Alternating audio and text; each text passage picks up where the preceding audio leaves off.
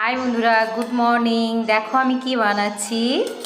আমি বানাচ্ছি একটা দই গ্রিন স্যালাড। এই দেখো কি কি দিয়েছি এতে। এতে দিয়েছি গাজর, দিয়েছি শসা, দিয়েছি টমেটো, ধনে পাতা, পুদিনা পাতা, কাঁচা লঙ্কা, লেটুস পাতা, দই, আর দিয়েছি রক সল্ট আর অলিভ অয়েল। ঠিক আছে। আর এই স্যালাডটা ভীষণই টেস্টি এবং ভীষণই হেলদি। যারা বিশেষ করে ভেজিটেরিয়ান তারা এটা খেতে পারো, ননভেজরাও এতে পেঁয়াজ দিয়ে অ্যাড করে খেতে পারো। কিন্তু আমি যেহেতু ভেজিটেরিয়ান, আমি এভাবেই বানিয়েছি এবং এটা ভীষণ একটা হেলদি একটা স্যালাড। কি করে তোমার, তুমি বেশি যাতে কার্বোহাইড্রেট না নিতে পারো তার জন্য তুমি প্রথমে এই স্যালাডটা খাবে, তারপরে অন্যান্য খাবার খাবে। তাতে তোমার ওয়েট লসে এটা প্রচুর হেল্প করবে।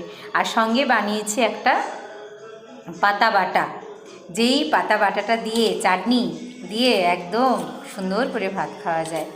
কার কার এইটা পছন্দ, কে কে এটা খেয়েছো কমেন্ট করে জানাও প্লিজ।